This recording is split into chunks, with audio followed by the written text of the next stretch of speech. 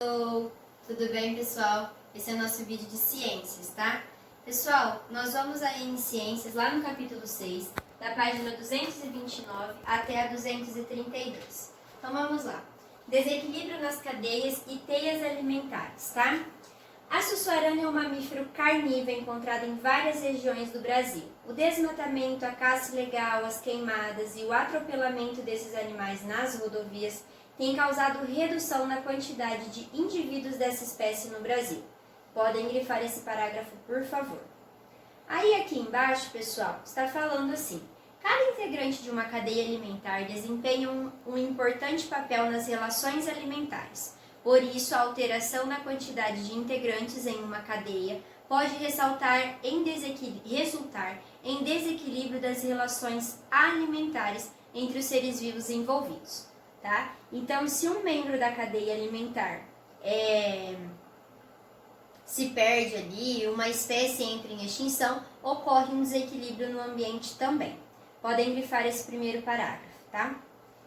O desequilíbrio nas cadeias alimentares pode ser causado por diferentes fatores, entre eles algumas atividades humanas. O desmatamento, as queimadas, a caça, a poluição no ambiente, destrói o habitat e interfere na disponibilidade de alimento e de abrigo.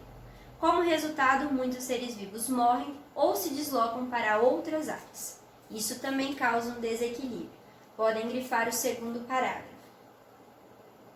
A introdução de espécies exóticas e a retirada de espécies de determinado ambiente também pode resultar um desequilíbrio das cadeias alimentares. Esse desequilíbrio, por sua vez, pode provocar a redução da população de algumas espécies e até mesmo sua extinção.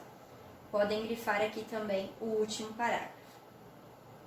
Então, pessoal, vocês viram que diferentes fatores podem ocasionar aí o desequilíbrio ambiental. Por isso que é importante a gente tentar manter tudo em seu lugar. Um simples ato, né, ou um pior ato de arrancar uma árvore e não plantar outra no lugar, pode ocasionar aí o desequilíbrio ambiental, tá? Aí nós vamos ver agora, pessoal, as relações ecológicas entre os seres vivos, tá?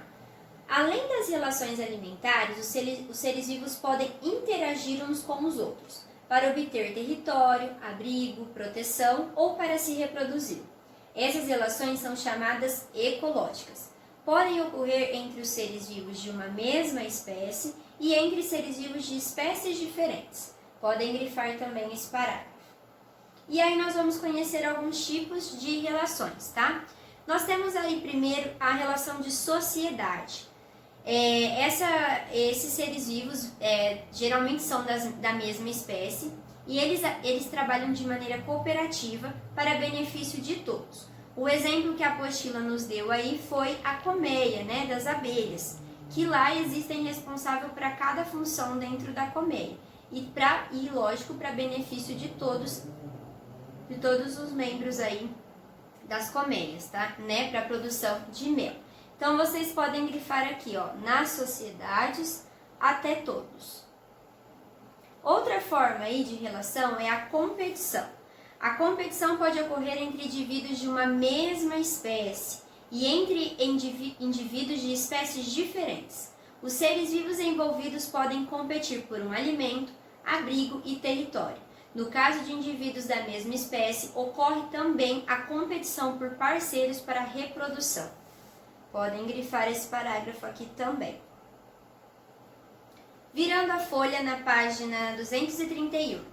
Predação. A predação em geral ocorre entre indivíduos de espécies diferentes. Nesse tipo de interação, um indivíduo chamado predador alimenta-se de outro ser vivo chamado presa. Esse nós conhecemos, né? Aqui nós temos também o parasitismo. O parasitismo ocorre entre indivíduos de espécies diferentes. Nesse caso, tipo de relação, um indivíduo chamado parasita é beneficiado e obtém energia e nutrientes de outro ser vivo envolvido. O ser vivo parasitado é prejudicado, mas dificilmente é morto pelo parasita. Nós temos a imagem aí de piolhos parasitando no cabelo dos humanos. O piolho se alimenta do sangue do ser humano. Por isso que temos que tomar cuidado com esses tipos de parasitas, tá bom? A última relação é o inquilinismo, tá? O indivíduo vive sobre outro ser vivo ou dentro dele. Esse tipo de relação ocorre entre indivíduos de diferentes espécies, em que um deles é beneficiado sem causar prejuízo a outro ser vivo. Então, aqui no caso, nós temos a bromélia sobre outra planta. Neste caso, as bromélias utilizam a árvore apenas como um suporte para facilitar o acesso à luz solar, mas eles não causam nenhum tipo de dano um ao outro, tá?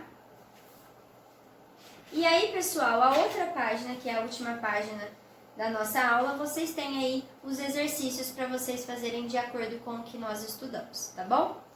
Qualquer dúvida, nós nos encontramos na nossa aulinha online e aí vocês conversem comigo e nós finalizamos aí o conteúdo, tá bom? Beijo, bye bye!